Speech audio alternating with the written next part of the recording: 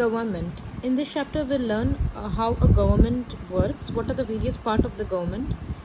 See, levels of government in India. India में 3 level का government होता है. सेंट्रल गवर्नमेंट जो पूरे कंट्री के लिए होता है, स्टेट गवर्नमेंट जो हर एक स्टेट के लिए होता है, and local self government bodies जो कि विलेजेस में होता है.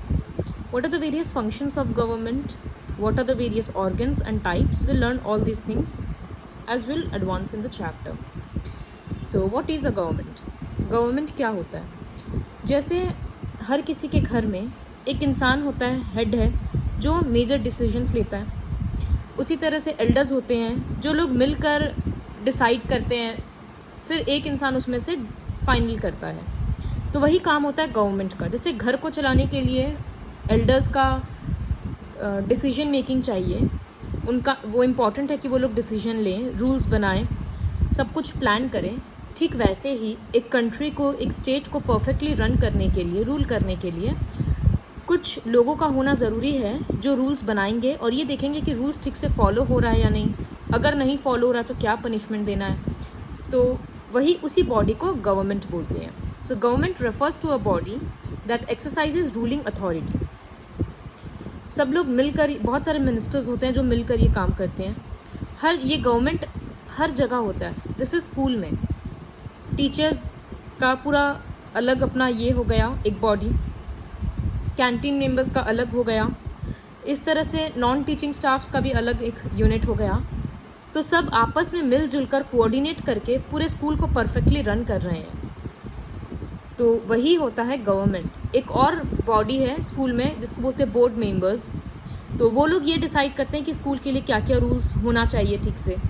फिर टीचर्स ये देखते हैं कि स्टूडेंट्स फॉलो कर रहे हैं कि नहीं. तो ये होता है कि कोई रूल्स बनाता है और कोई ये इंश्योर करता है कि रूल्स ठीक से फॉलो हो रहा है या नहीं. तो उसके बेसिस पे अलग अलग डिपार्टमेंट होता है. तो first will learn about levels of government in India. So it is written that India is divided into 29 states and 7 union territories, but we know that this has changed because Jammu and Kashmir break हो गया, state नहीं है. तो 28 states हो जाएगा और 9 union territories हो जाएगा. The government in India at various levels are central, state and local government, जिसके बारे में ऑलरेडी बता दिए हम. सेंट्रल और यूनियन गवर्नमेंट होता है जो एंटायर कंट्री के लिए होता है, this is the highest level. State government होता है जो हर एक स्टेट के लिए होता है. लोकल सेल्फ गवर्नमेंट होता है जो टाउन, सिटीज़ और विलेजेस में होता है. इस तरह से हायरकी दिख रहा है. Functions of the government in India. Government का क्या काम होता है? लॉ और ऑर्डर मेंटेन करना. इसके लिए अलग अलग डिपार्टमेंट होता है. पुलिस डिपार्टमेंट होता है जो कि ये देखता है कि एक सिटी में, टाउन में, विलेज, हर जगह पे ठीक से रूल्स मेंटेन हो रहा है या नहीं, चोरी वगैरह ना हो, ये सब चीज़ देखना उनका काम है.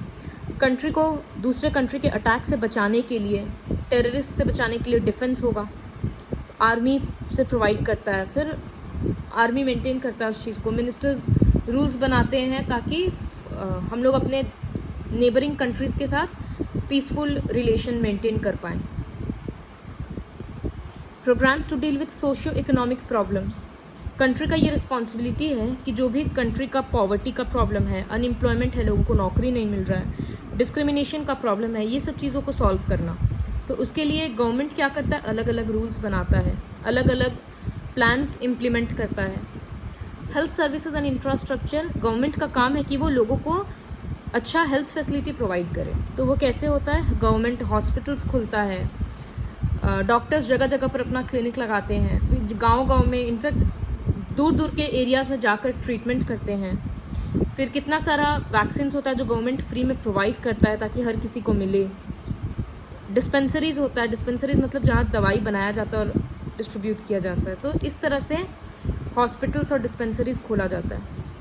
Provision for education of the people. बच्चों को पढ़ाना लिखाना, हर बच्चों को 14 ईयर्स तक एजुकेशन मिलना चाहिए, ये एक फंडामेंटल राइट है. तो वो गवर्नमेंट का काम है. इसकी वजह से वो गवर्नमेंट स्कूल्स खोलता है जहाँ पर बच्चों को, गरीब बच्चे फ्री में भी पढ़ सकते हैं और फीस वगैरह काफ़ी कम होता है यहाँ पर. वो बुक्स वगैरह भी वहाँ पर फ्री में दिया जाता है, यूनिफॉर्म फ्री में दिया जाता है गरीब बच्चों को ताकि वो लोग पढ़ें. Rescue operations. The government organises rescue and relief works during flood, fires, earthquake, tsunamis. जो भी कोई नेचुरल डिज़ास्टर में अगर या किसी भी तरह के डिज़ास्टर में अगर लोग फंस जाते हैं तो गवर्नमेंट हेलीकॉप्टर भेज के या आर्मी भेज के या समहाउ उन लोगों को वहाँ से निकालता है। अगर जाने लायक नहीं है तो थोड़े देर के लिए, थोड़े कुछ दिनों तक, जब तक वहाँ जा नहीं सकते तब तक वहाँ खाना वगैरह सप्लाई करता है, हेलीकॉप्टर वगैरह के थ्रू एयर ड्रॉप करता है, हेल्थ सर्विस प्रोवाइड करता है कैंप वगैरह सेट करके। तो ये होता है rescue operations. Ensuring economic stability. The economic stability of our country is ensured by the government. Government हर चीज़ का हिसाब रखता है कि कितना रुपया कंट्री से बाहर जा रहा है ट्रेड के फॉर्म में, कितना आ रहा है, और वो इस तरह से टैक्स वगैरह सेट करता है ताकि कंट्री को रुपया मिले, ताकि वो लोगों पे इन्वेस्ट कर पाए, वो लोगों पे खर्चा कर पाए, अच्छा रोड बनाए, अच्छा हॉस्पिटल बनाए, इन सब चीज़ों पे। Provision for easy movement of goods and people. Government road बनाता है, रेलवेज़ बनाता है, नया नया ट्रेन हर साल निकलता है, क्योंकि पॉपुलेशन बढ़ रहा है तो ट्रेन का भी नंबर्स इंक्रीज़ करना होगा ताकि सबको सीट मिले। बस वगैरह स्टेट बसेस होता है फिर, तो इन सब चीज़ों से क्या होता है, मूवमेंट ईजी होता है लोगों का। Ensuring justice to the people. अगर लोगों के साथ अन्याय होता है तो फिर उनको न्याय देना गवर्नमेंट का ही काम है। जो गलत कर रहा है उसको पनिश करना गवर्नमेंट का काम है। तो कोर्ट जाते हैं इसके लिए लोग, तो कोर्ट जस्टिस का एक बहुत इंपॉर्टेंट पार्ट होता है। तो सारा काम एक ही टाइप के लोग नहीं कर सकते हैं, इस वजह से गवर्नमेंट का 3 बॉडी होता है, legislature, executive and judiciary. Legislature वो डिपार्टमेंट है जहाँ पर लॉज को बनाया जाता है, रूल्स बनाया जाता है। एग्जीक्यूटिव उस रूल को लागू करता है, मतलब इम्प्लीमेंट करता है, उसको पास करता है। और judiciary, court interprets laws and decides legal cases. अगर कोई रूल ब्रेक कर रहा है तो जुडिशियरी डिपार्टमेंट डिसाइड करेगा कि क्या पनिशमेंट देना है और कैसे हैंडल करना है। तो एक एक के बारे में देखेंगे। सबसे पहले legislature. At the national level laws are made by the parliament which consist of 2 houses, Lok Sabha and Rajya Sabha. Central government में 2 बॉडी होता है पार्लियामेंट में, लोकसभा और राज्यसभा। लोकसभा के मेंबर्स हम लोग चूज़ करते हैं वोट देकर, और राज्यसभा के मेंबर्स हर स्टेट से चूज़ होता है। Together they comprise union legislature, क्योंकि वो सेंट्रल गवर्नमेंट का पार्ट है। इनके मेंबर्स को मेंबर्स ऑफ पार्लियामेंट बोला जाता है, और ये लोग पूरे कंट्री के लिए लॉज बनाते हैं। फिर हम लोग पढ़े थे कि हर स्टेट में भी अपना गवर्नमेंट है, तो जिस तरह से सेंट्रल गवर्नमेंट के लिए 2 बॉडी हो गया, लोकसभा, राज्यसभा, तो वैसे ही स्टेट गवर्नमेंट के लिए भी होता है 2 लेजिस्लेचर, लेजिस्लेटिव असेंबली जिसको विधानसभा बोलते हैं, लेजिस्लेटिव काउंसिल जिसको विधान परिषद बोलते हैं, और इनके मेंबर्स को एमएलएज बोलते हैं, members of the legislative assembly. ये लॉज बनाते हैं जो सिर्फ उस स्टेट के लिए एप्लीकेबल होता है। Next body is executive. सिर्फ लॉ बनाने से कुछ नहीं होगा, उसको ठीक से इम्प्लीमेंट भी करना होगा, पास भी करना होगा। तो just like the government has the power to make laws, government उस लॉ को प्रोटेक्ट भी करता है और इम्प्लीमेंट भी करता है। इस बॉडी का हेड कौन होता है? In officially India's central executive is headed by the president. ऐसे है कि हेड तो प्रेसिडेंट है, लेकिन प्रेसिडेंट के पास एक्चुअली ज़्यादा पावर्स होता नहीं है, उसको हर चीज़ में बस साइन कर देना होता है। मेन जो पावर है वो प्राइम मिनिस्टर के पास होता है। तो प्राइम मिनिस्टर और his council of ministers and so prime minister और उसका काउंसिल ऑफ मिनिस्टर्स दोनों मिलकर रूल्स को इम्प्लीमेंट करते हैं, लॉज को इम्प्लीमेंट करते हैं। प्रेसिडेंट बस लास्ट में साइन कर देता है। तो उसी तरह से हेड में स्टेट में भी होता है। स्टेट हेड को बोलते हैं गवर्नर, लेकिन उसके पास भी ज़्यादा रिस्पॉन्सिबिलिटीज़ नहीं होता, उसको हर चीज़ में साइन कर देना होता है। The actual power lies by the chief ministers. So chief minister and his council of ministers सारा रूल्स को संभालते हैं, मतलब पास करते हैं। Next, judiciary. If people feel that a particular law made by the government is not being implemented और followed, they can appeal to the court. अगर कुछ लोगों को लग रहा है कि रूल फॉलो नहीं कर रहा कोई, या उनके साथ कुछ गलत हो रहा है, तो वो लोग कोर्ट जा सकते हैं and get the law implemented. A system of courts comprising the judiciary settles disputes and ensures that laws are implemented. The courts can give orders about what should be done. So इस तरह से 3 body मिलकर पूरा government form करता है, country rule करता है। Now we learn about the different types of government. There are 3 types of government: democracy, monarchy and dictatorship. तो India is a democratic country. Now we learn what is democracy. Democracy Greek word demos से आया है which means people, and kratos से आया है which means rule. इसका मतलब कौन रूल करेगा? कोई किंग रूल नहीं कर रहा, पीपल विल रूल. कंट्री के लोग ही कंट्री को चलाएंगे. तो इसमें क्या होता है, जैसे हम लोग खुद तो डायरेक्टली रूल कर नहीं सकते हैं क्योंकि इतना टाइम नहीं है कि हर एक इंसान अपना बात रखे और फिर उसके हिसाब से डिसीजन लिया जाएगा. और ना ही सब लोग इंटरेस्टेड हैं कंट्री को चलाने में, ना ही सब लोगों में समझ होता है, और बहुत ज़्यादा पॉपुलेशन है. तो बहुत सारे प्रॉब्लम्स के कारण हम लोग अपना लीडर चूज़ करते हैं, हम लोग अपना रिप्रेजेंटेटिव चूज़ करते हैं कि हम लोगों की तरफ से हम लोग इसको रिप्रेजेंट कर रहे हैं, ये हम लोगों को रिप्रेजेंट करेगा, ये हम लोगों का लीडर है. इस तरह से सब लोग अपना अपना रिप्रेजेंटेटिव चूज़ करते हैं. इस तरह से पार्टीज़ बनता है सारे लीडर्स को लेकर. फिर जो लीडर्स ज़्यादा पॉपुलर होगा, जिसको ज़्यादा वोट मिलेगा, वो प्राइम मिनिस्टर बनेगा. इस तरह से बहुत लंबा प्रोसेस है. तो फिर भी लीडर्स तो हम लोग चूज़ कर रहे हैं, इस वजह से पावर्स हम लोगों के पास है. तो यही होता है डेमोक्रेसी, जहाँ पर लोग अपना रिप्रेजेंटेटिव्स खुद से इलेक्ट करते हैं. और ये हर 5 साल में या अलग अलग कंट्रीज़ के लिए अलग अलग ईयर्स होता है. तो उतने साल में फिर से इलेक्शन होता है, तो लीडर्स फिर से चेंज होते हैं. एडल्ट सिटीजन जो कि 18 ईयर्स से अबव है, लड़का हो या लड़की, हिंदू हो या मुस्लिम, कोई भी कास्ट से हो, जनरल कास्ट हो, ओबीसी हो, एससी एसटी, वो वोट कर सकता है. बस 18 ईयर्स अबव होना चाहिए, उसके पास वोटर कार्ड होना चाहिए. तो सबको इक्वल राइट मिलता है वोट करने का. तो ये है डेमोक्रेसी. तो ये काफ़ी बेटर है दूसरे फॉर्म ऑफ गवर्नमेंट से. क्यों, ये हम लोगों को समझ में आएगा आगे भी. The biggest advantage of this system is that the government has to explain its activities and decisions to the people. अगर कोई लीडर बहुत ज़्यादा अमाउंट खर्चा कर रहा है, बहुत ज़्यादा रुपया खर्चा कर रहा है, तो बाकी डिपार्टमेंट वाले उससे क्वेश्चन करेंगे कि ये रुपया इतना कहाँ गया.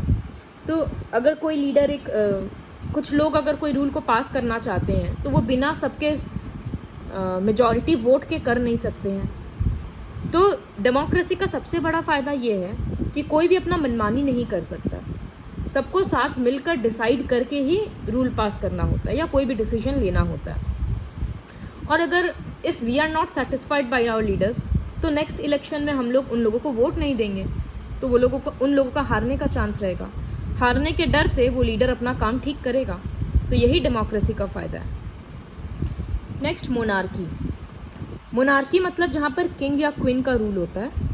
और इसमें क्या होता है कि किंग और क्वीन जो भी है वो हेड रहेगा गवर्नमेंट का, और उसके डेथ के बाद फिर उनके फैमिली का ही कोई एल्डर, उनका बेटा, उनकी बेटी, कोई भी हो, उनके फैमिली से ही कोई किंग या क्वीन बनेगा.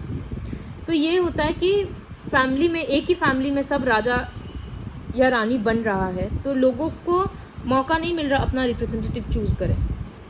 तो ये इसका डिसएडवांटेज है कि बर्थ के अकॉर्डिंग बस वो उस फैमिली में बॉर्न हुआ तो उसको सारा फैसिलिटीज़ मिल रहा है. तो ये थोड़ा डिसएडवांटेज है इसका, मोनार्की का. Next, dictatorship. When one person heads the government and governs on the basis of his or her own wishes without paying any attention to the wishes and needs of the people, it is called an authoritarian government or dictatorship. कभी कभी क्या होता है कि कोई military का leader या फिर कोई एक आदमी ज़ोर ज़बरदस्ती से वायलेंस के थ्रू अटैक वगैरह करके कंट्री को कैप्चर कर लिया, और अब वो अपना मनमानी से रूल कर रहा है. लोगों का मन नहीं है कि वो हम लोगों का लीडर हो, लेकिन फिर भी लोगों के पास पावर नहीं है कि वो उसको हटा पाए. तो इसी को बोलते हैं डिक्टेटरशिप. जैसे जर्मनी का अडोल्फ हिटलर, वो एक डिक्टेटर था. तो ये एक टाइप का फॉर्म ऑफ गवर्नमेंट है जहाँ पर सारा पावर उस डिक्टेटर के हाथ में ही रहता है. तो वो जो मनमानी चाहे वो करता है. जो लोग उसके अगेंस्ट बोलते हैं उसको वो मरवा देता है या जेल भेज देता है. जो जैसा मन रूल पास कर देता है, लोगों को फॉलो करना पड़ता है डर से. तो ये होता है डिक्टेटरशिप. तो तीनों पढ़ के समझ में ही आ रहा है कि सबसे ज़्यादा फ्रीडम लोगों को डेमोक्रेसी में मिल रहा था. इसी वजह से democracy is the best form of government. क्योंकि मोनार्की में भी लोगों का कोई कहना नहीं था, जो राजा या रानी बोल दिया वो मानना ही पड़ेगा. डिक्टेटरशिप में भी जो डिक्टेटर बोल रहा है उसी का बात फॉलो करना पड़ेगा. इसीलिए democracy is the best form of government. Democratic government. In a democratic form of government, as exists in India, elected representatives of the people govern the country. The two main features of democracy are political equality of the people and freedom to express one's opinion regarding the working of the government. ये learn करना होगा कि democracy का दो main feature है. सबको equal political rights मिलेगा, vote करने का, लीडर बनने का, सबका वो इक्वल है राइट. और अगर मेरा कोई सोच है किसी लीडर के अगेंस्ट या किसी के भी अगेंस्ट, तो हम उसको सही तरीक़ा से एक्सप्रेस कर सकते हैं, न्यूज़ के थ्रू, न्यूज़पेपर के थ्रू, कैसे भी. लेकिन वो तरीका इलीगल नहीं होना चाहिए. हम उल्टा सीधा इल्ज़ाम किसी पे नहीं लगा सकते. Abraham Lincoln defined democracy as a government of the people, for the people, by the people. Abraham Lincoln was the president of USA. तो ये डेमोक्रेसी का डेफिनेशन दिए, of the people, for the people and by the people. मतलब लोगों का government है, ये लोगों के लिए है और लोगों के द्वारा है. इसमें पीपल ही अपना, हम लोग ही अपना रिप्रेजेंटेटिव चूज़ करते हैं. जो रिप्रेजेंटेटिव होता है, जो लीडर होता है, वो हम लोगों के बीच का ही कोई होता है और वो काम भी हम लोगों के लिए ही करता है. तो यही है democratic form of government. This form of democracy जहाँ पर डायरेक्ट पार्टिसिपेशन नहीं होता है, हम लोग ऐसे रिप्रेजेंटेटिव अपना लीडर चूज़ करते हैं, उसको बोलते हैं रिप्रेजेंटेटिव डेमोक्रेसी. ये वर्ड है universal adult franchise. Universal adult franchise मतलब it means that above 18 years every citizen has the right to vote. तो इंडिया में 18 साल से ऊपर हर बच्चा, हर इंसान वोट कर सकता है, हर एडल्ट. इसी को यूनिवर्सल एडल्ट फ्रेंचाइजी भी बोलते हैं. Right to vote is called suffrage और फ्रेंचाइजी. आजकल हर डेमोक्रेटिक कंट्री में ये वोटिंग राइट होता है, लेकिन पहले ऐसा नहीं था. बहुत सारा कंट्री डेमोक्रेटिक था लेकिन फिर भी वोटिंग राइट सबके पास नहीं था. तो उसी के बारे में हम लोग पढ़ेंगे, the suffragette movement. So, stereotypes and prejudices had for a long time denied women the right to vote. पहले लोग ऐसा मानते थे कि विमेन को वोटिंग राइट नहीं देना चाहिए क्योंकि उनका काम है घर का काम करना, बच्चों को देखना, इस तरह का. और सारा ये सब जो रिस्पॉन्सिबिलिटी वाला काम है, रुपया कमाना है, देश के बारे में सोचना है, ये सब खाली मेन के लिए है, लड़कों के लिए है. तो वोटिंग राइट उनको ही देना चाहिए. लेकिन लोगों का सोच धीरे धीरे बदलते गया. At the end of 18th century, only 20% of the Britain's population had the right to vote. पहले बहुत सारा कंट्री था जो वोटिंग राइट किस बेसिस पे देता था कि जो लोग अमीर है, जो टैक्स भरते हैं, उनको वोट करने का राइट मिलेगा. जिनके पास कोई तरह का प्रॉपर्टी है वही वोट कर सकते हैं. लेकिन वर्ल्ड वॉर 1 के टाइम पे क्या हुआ कि जब सब मेन फाइट करने के लिए फाइट कर रहे थे वॉर में, तब वुमेन सारा काम संभाल रही थी, घर का भी, एग्रीकल्चर भी, अपना टाउन का भी. तब उन लोगों को समझ में आया कि हम लोगों में सारा पोटेंशियल है, हम लोग घर का भी काम कर रहे हैं और बाहर का भी काम कर रहे हैं, तो हम लोग लड़कों से कम नहीं हैं. तो वो लोग अपने हक के लिए फिर लड़ाई करना शुरू की. वो लोग पॉलिटिकल क्लब्स बनाई, वो लोग प्रोटेस्ट करती थी कि वोटिंग राइट्स हम लोगों को भी चाहिए. क्योंकि जब when men were busy fighting, जब घर के मेन लड़ाई कर रहे थे, तब पूरा काम सब कुछ हम लोग संभाले, तो हम लोगों को भी राइट मिलना चाहिए. The participants known as the suffragists even employed drastic methods for their cause. जिससे कोई सफराजिस्ट क्या की, एक लड़की एक हॉर्स के सामने आ गई, एक राजा का घोड़ा के सामने आ गई, एक डरबी चल रहा था, एक रेस चल रहा था, एप्सम डरबी, उसमें वो राजा का घोड़ा के सामने आ गई, तो वो मर गई. वो सिर्फ उसको ये दिखाना था, मतलब वो प्रोटेस्ट करना था कि तुम्हारा रूल नहीं चलेगा. तो many suffragettes were imprisoned and tortured. तो उन लोगों को फिर काफ़ी लोगों को इस तरह से जेल में बंद कर दिया जाता था, टॉर्चर किया जाता था. विमेन स्ट्राइक करती थी, खाना नहीं खाती थी, इस तरह से काफ़ी चलते रहता था. In 1918 women over the age of 30 attained the right to vote. Finally in 1928 British women won the right to vote on equal terms with man. पहले था कि वुमेन 30 ईयर्स के बाद वोट करेगी, फिर और 10 साल के बाद में उन लोगों को मेन के बराबर ही वोटिंग राइट दे दिया गया. In India before independence only a small minority was allowed to vote on the basis of gender and property. जब ब्रिटिश रूल इंडिया में था तब सब लोगों को वोटिंग राइट नहीं मिलता था। वही प्रॉपर्टी वाला सिस्टम था कि मेन वोट करेंगे और जिनके पास प्रॉपर्टी है वो वोट करेगा। बहुत सारे लीडर्स जैसे महात्मा गांधी इस चीज़ को अपोज करते थे कि ये डिस्क्रिमिनेशन है। तो इंडिया के बाद, इंडिपेंडेंस के बाद जब इंडियन कॉन्स्टिट्यूशन बना तो उसमें सबको इक्वल वोटिंग राइट्स दिया गया 18 ईयर्स के बाद। तो ये है द सफ्रागेट मूवमेंट, वोटिंग के लिए कैसे लड़ाई हुआ। एंटी अपार्थाइड स्ट्रगल, ये है डिस्क्रिमिनेशन के अगेंस्ट, भेदभाव के against. A form of racial discrimination or segregation that was practiced by the whites in South Africa between 1948 and 1994 is called the apartheid. The Africans, apartheid meaning apartness, मतलब दूर दूर। तो Africa में जो white लोग capture कर लिए थे, नंबर में वो काफ़ी कम थे लेकिन उनके पास ज़्यादा पावर था, ज़्यादा रुपया था, ज़्यादा एजुकेशन था। तो वो लोग वहीं के अफ्रीकन्स को जिनका कलर ब्लैक था उनको उनके साथ भेदभाव करते। सेम बस में ट्रैवल नहीं करना है, उनके लिए बस अलग होता था। वाइट लोगों के आसपास वो घर नहीं बना सकते हैं, अच्छे पोस्ट में काम नहीं कर सकते, अच्छे जॉब में। तो इस तरह का भेदभाव होता था just on the basis of the skin and race. इसी को अपार्थाइड बोलते हैं। The whites and the blacks had to live in separate areas. Separate school हुआ करता था, व्हीकल्स अलग, मार्केट अलग। अगर किसी वाइट कॉलोनी का मार्केट है तो वहाँ पर कोई ब्लैक इंसान जाकर सामान नहीं खरीद सकता, भले वो कितना पैसा वाला हो।